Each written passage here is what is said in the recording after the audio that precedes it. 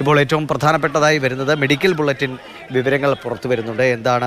എങ്ങനെയാണ് ഇപ്പോൾ നിലവിൽ ഉമാ തോമസ് MLA ആരോഗ്യസ്ഥിതി, അടുത്ത 24 മണിക്കൂറിൽ ഏതൊക്കെ രീതിയിൽ പരിശോധനകൾ മുന്നോട്ട് പോകണമെന്നതിനെക്കുറിച്ച് ആശുപത്രി അധികൃതർ മെഡിക്കൽ ബുള്ളറ്റിൻ ഇറക്കിയിട്ടുണ്ട്. നിലവിൽ നേരിയ പുരോഗതി ഉണ്ട് എന്നതാണ് ആശ്വാസകരമായ ഒരു കാര്യം. രക്തസമ്മർദ്ദം സാധാരണ നിലയിലെത്തിയിട്ടുണ്ട്. ആന്തരിക അവയവങ്ങളുടെ പ്രവർത്തനവും തൃപ്തികരമായ നിലയിലാണ് എന്നാണ് മെഡിക്കൽ ബുള്ളറ്റിൻ പറയുന്നത്. വെന്റിലേറ്ററിൻ്റെ സഹായം ഇപ്പോഴും തുടരുക തന്നെയാണ്. ബിനിൽ വിവരങ്ങൾ വേണ്ട. ബിനിൽ ഒരല്പം ഒരു ആശ്വാസകരമായ ഒരു വരി അതിലുണ്ട്, നേരിയ പുരോഗതി എന്നത് അല്ലേ? ഏറ്റവും പ്രധാനപ്പെട്ട കാര്യം, ആശ്വാസകരമായിട്ടുള്ള കാര്യം, ആശുപത്രിയിൽ എത്തിച്ചിരുന്നതിനേക്കാൾ അല്പം കൂടി ഉമാ തോമസ് MLA ആരോഗ്യനില മെച്ചപ്പെട്ടിട്ടുണ്ട് എന്നതാണ്.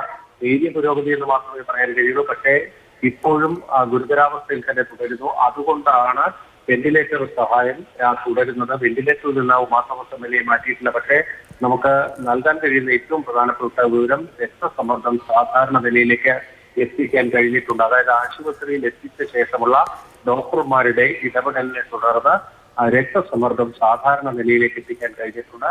മറ്റ് ആന്തരിക അവയവങ്ങളുടെ എല്ലാം പ്രവർത്തനം സാധാരണ നിലയിലേക്ക് എത്തിക്കൊണ്ടിരിക്കുന്നു എന്നതാണ് അവിടെ ഉള്ള ഒരു പ്രധാനപ്പെട്ട കാര്യം. അപ്പോഴും വെന്റിലേറ്റർ സഹായത്തോടുകൂടി തന്നെയാണ് ഉമാ തോമസ് ഇപ്പോൾ ആശുപത്രിയിൽ കഴിയുന്നത് എന്നത് മറ്റൊരു പ്രധാനപ്പെട്ട കാര്യമാണ്.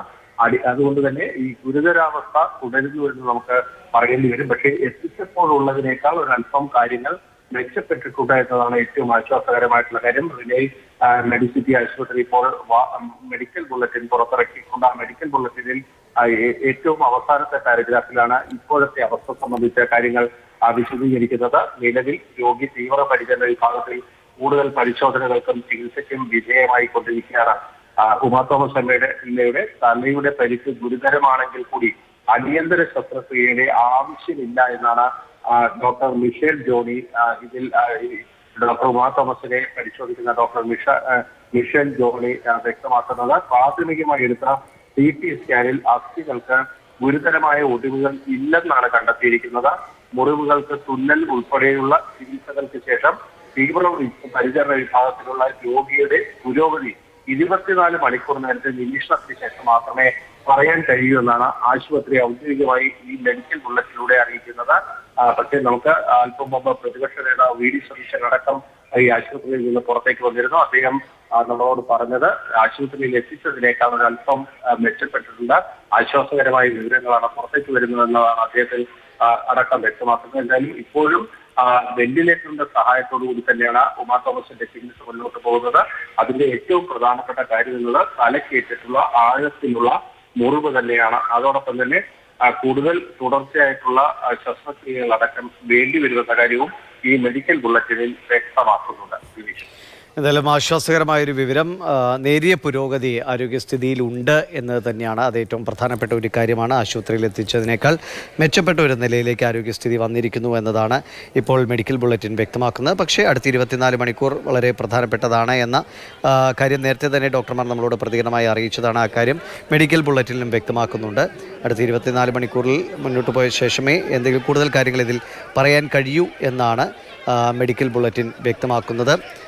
ചെറിയ തോതിൽ അല്ലെങ്കിൽ ഒരു ആശ്വാസകരമായ കാര്യം, ആരോഗ്യ നിലയിൽ പുരോഗതിയുണ്ട്. നിലവിൽ രോഗി തീവ്രപരിചരണ വിഭാഗത്തിൽ കൂടുതൽ പരിശോധനകൾക്കും ചികിത്സയ്ക്കും വിധേയമായിക്കൊണ്ടിരിക്കുന്നു. തലയുടെ പരിക്ക് ഗുരുതരമാണെങ്കിൽ കൂടി അടിയന്തര ശസ്ത്രക്രിയയുടെ ആവശ്യമില്ല എന്ന് ഡോക്ടർ അറിയിക്കുന്നു. പ്രാഥമികമായി എടുത്ത CT സ്കാനിൽ അസ്ഥികൾക്ക് ഗുരുതരമായ ഒടിവുകളില്ല എന്ന് കണ്ടെത്തിയിട്ടുണ്ട്. മുറിവുകൾക്ക് തുന്നലുകൾ ഉൾപ്പെടെയുള്ള ചികിത്സകൾക്ക് ശേഷം തീവ്രപരിചരണ വിഭാഗത്തിലുള്ള രോഗിയുടെ പുരോഗതി 24 മണിക്കൂർ നേരത്തെ നിരീക്ഷണത്തിന് ശേഷമേ പറയാൻ സാധിക്കൂ എന്നുകൂടി അറിയിച്ചിട്ടുണ്ട്. ഇപ്പോൾ നേരത്തെ പ്രതിപക്ഷ നേതാവ് VD സതീശൻ സൂചിപ്പിച്ച പോലെ കോട്ടയം മെഡിക്കൽ കോളേജിൽ നിന്നുള്ള ഒരു ഡോക്ടർമാരുടെ വിദഗ്ധ സംഘം കൂടി അങ്ങോട്ടേക്ക് എത്തുന്നുണ്ട്. അവരും കൂടി ആലോചിച്ച ശേഷമാണ് തുടർ ചികിത്സാ കാര്യങ്ങളൊക്കെ. നേരത്തെ തന്നെ ഡോക്ടർമാർ പറഞ്ഞിരുന്നു, ഇതൊരു പെട്ടെന്ന് റിക്കവറി ചെയ്യുന്ന നിലയിലുള്ള പരിക്കുകളല്ല.